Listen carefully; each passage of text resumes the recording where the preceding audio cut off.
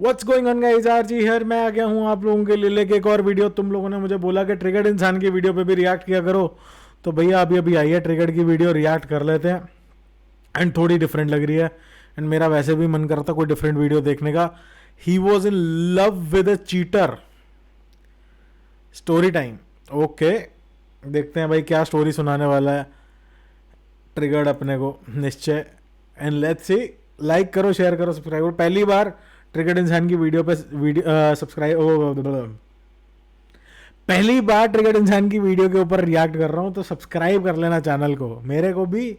और जिन्होंने ट्रिगर्ड की वीडियो मेरे थ्रू पहली बार देखे, चाहे एक ही बंदा हो, जाके सब्सक्राइब जरूर करना यार, ठीक है। अच्छा नहीं लगता हम वीडियो पे रिएक्ट करें, उनको भी हमारे वैसे थोड़ा सा फ़ायदा होना चाहिए, थोड़ा सा ही चाहे।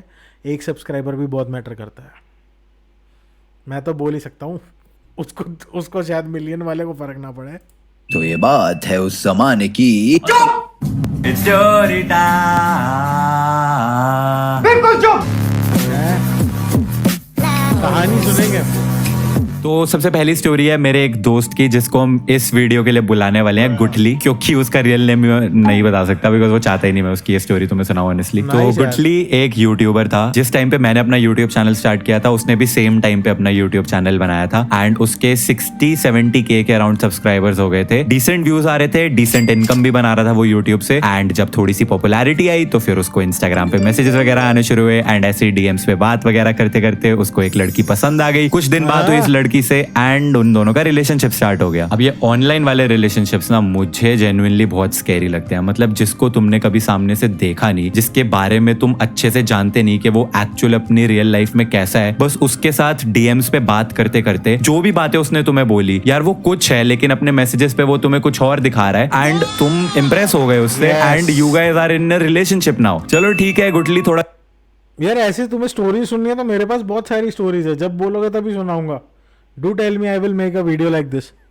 छोटा था, इतनी समझ नहीं थी। आ गया वो रिलेशनशिप में। गुठली एक छोटे शहर में रहता था, वो लड़की थी मुंबई की, ठीक है। अब गुठली ने पैसे वैसे जोड़े, अपने घर पे झूठ बोल के उस लड़की से मिलने के लिए मुंबई गया। उन्होंने साथ में टाइम स्पेंड करा। वापस आने के बाद गुठली ने उस लड़की को हेल्प करी यूट्यूब चैनल स्टार्ट करने में। उस लड़की को उसकी लाइफ का पहला स्पॉन्सर गुठली ने दिलवाया। गुठली ने अपनी तरफ से जो उसको वो हेल्प कर सकता था इन हर यूट्यूब करियर वो करी। एंड जैसे उस लड़की के थोड़े से व्यूज बढ़े, सब्सक्राइबर्स बढ़े, उसने गुठली के साथ ब्रेकअप कर लिया। एंड इसके बाद क्या हुआ, गुठली वेंट इनटू डिप्रेशन। ही दिल टूट गया, साथी छूट गया।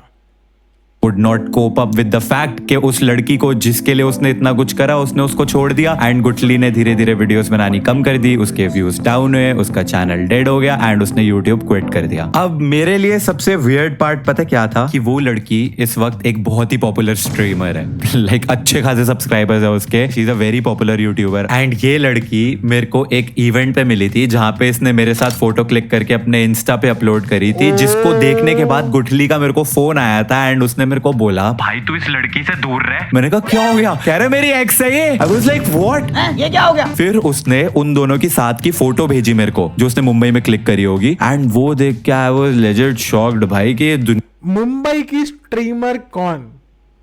My question is this, Mumbai से कोई एक पॉपुलर स्ट्रीमर जिसने ट्रिगर्ड इंसान के साथ फोटो खींच के पोस्ट करी हो, मेरे को बताना कमेंट सेक्शन में कौन हो सकता है।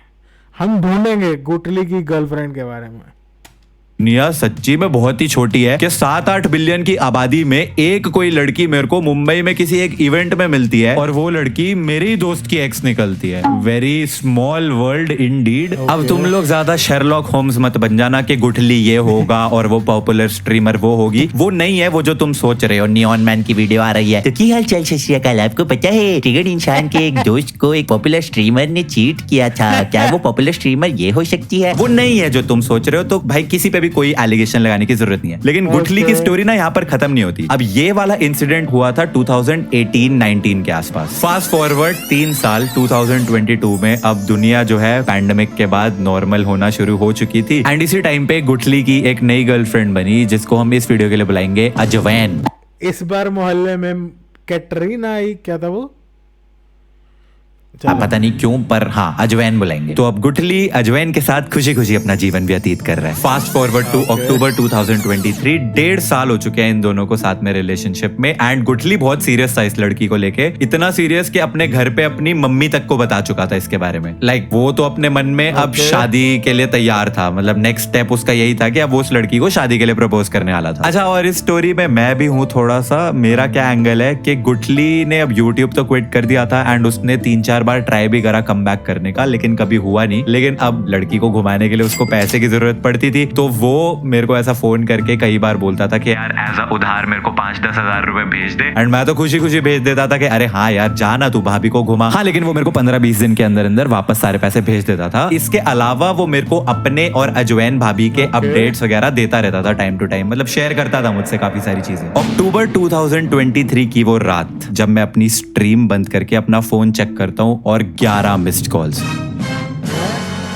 इतने सालों में ऐसा कभी नहीं हुआ कि गुठली ने मेरे को एक कॉल भी कर दिया हो। 11 मिस्ड कॉल्स देखते ही मैंने सीधा उसको फोन मिलाया एंड सामने से फोन उठाते ही वो बंदा फूट फूट के ऐसे रो रहा था। मेरे को भी मेरा एक दोस्त याद आ रहा है, मैं नाम नहीं लूंगा उसका, लेकिन मेरे को याद पक्का आ रहा है वो। कैसे बताऊं मैंने कभी किसी को ऐसे रोते हुए नहीं देखा, किसी मूवी तक में ऐसे कभी किसी को रोते हुए नहीं देखा। एंड मेरे को लगा वो शायद एक्टिंग कर रहा है बिकॉज वो इतना ही ज्यादा अरे यार अभिषेक को रोते हुए देखना था। I mean, अभिषेक जो अभी बिग बॉस 17 में, लिटरली जब ईशा का दूसरा बॉयफ्रेंड मतलब करंट बॉयफ्रेंड आया था, तब अभिषेक को रोते हुए देखना था वहां पे।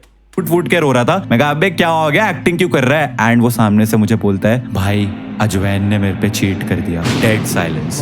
मुझे समझ ही नहीं आया मैं क्या बोलूं, क्योंकि ये लड़का तो उसके साथ शादी की बातें करता है और अब बोल रहा है उसने चीट कर दिया। मैंने कहा भाई तू पहले चुप हो जा, रोना बंद कर और मुझे बता हुआ क्या है। इसने फिर बताया कि वो लड़की बहुत टाइम से डबल डेट कर रही थी, दो बॉयफ्रेंड्स। और जब गुठली को पता चला उस दूसरे बॉयफ्रेंड के बारे में, तो बहाना सुनो तुम भाई, लड़की का बहाना था कि नहीं मैं डबल डेट नहीं कर रही थी, तुम्हें चीट नहीं किया, वो तो मेरे पापा ने मेरी शादी फिक्स कर दी है इस लड़के के साथ। कुछ भी temptation island in real life. अब बे तू पागल है क्या? तुझे अक्ल है? तू क्या बोल रही है? जब उसने तेरे को पकड़ा तो अब तू बोल रही है कि शादी फिक्स हो गई थी, तो तू बताने कब वाली थी? शादी होने के बाद, बच्चा हो जाने के बाद कि हाँ देखो आप पापा नहीं मामा बने हो। अब ऑब्वियसली ये शादी वाला तो बस एक बहाना ही था, एक्चुअली में तो वो चीट ही कर रही थी। तो अजवैन ने फिर क्या करा, गुठली को ब्लॉक। जब गुठली ने उसको कांटेक्ट करने की कोशिश करी तो अपने वो दूसरे बॉयफ्रेंड से गुठली को गालियां दिलवाई उसने, गंदी गंदी माँ बहन की गालियां। स्क्रीनशॉट दिखाया मेरे को जब ना गुठली ने। आई वाज लाइक भाई क्या करेगा अब इस पे? तो वो कह रहा भाई मैं इसके घर जाके मार के आऊंगा इसको। मैंने इतना समझाया गुठली को कि भाई तू कोई ऐसा स्टेप मत कर लियो जिसको तू रिग्रेट करे, तो शायद वो थोड़ा सा शांत हुआ। जब मैंने उसको 5 घंटे पूरी रात बैठ ऐसा फील हो रहा है जैसे I am back to college के उसको कंसोल करा, शांत कराया। अब ये ऐसा सा सिर्फ एक गुठली के साथ ही नहीं हुआ है। याद है मैंने थोड़े टाइम पहले सब्सक्राइबर्स को बोला था स्टोरी सबमिट करने के लिए, तो काफी सारे लोगों ने बहुत अच्छी अच्छी स्टोरीज भेजी थी, बट उनमें से ये एक स्टोरी थी जहां पे इस लड़के ने बताया कि ये और इसकी एक्स गर्लफ्रेंड जो है ये साथ में स्कूल में पढ़ते थे। तो 11th क्लास में इन दोनों ने डेट करना स्टार्ट किया। उसके बाद इन दोनों के कॉलेज जो है अलग हो गए, लेकिन कॉलेज स्टार्ट हो पाता उससे पहले ही पैंडेमिक आ गया। अब पैंडेमिक में तो वो दोनों अपने घर पे ही थे, तो इसलिए कोई दिक्कत नहीं हुई। लेकिन ये लड़का उस लड़की को हमेशा बोलता रहता था कि जब तू अपने नए कॉलेज जाएगी ना, तू मुझे भूल जाएगी, क्योंकि फिर लॉन्ग डिस्टेंस रिलेशनशिप हो जाएगा, डिफरेंट सिटीज हो जाएंगी, तू नए नए लोगों से मिलेगी, किसी के साथ हो सकता है अट्रैक्शन भी हो जाएगी। बट ऑब्वियसली वो लड़की हमेशा सामने से बोलती थी कि नहीं ये सब नहीं होगा, सच्चे प्यार वाली वही नॉनसेंस वाली टॉक उसको देती थी। सब बकवास है ये।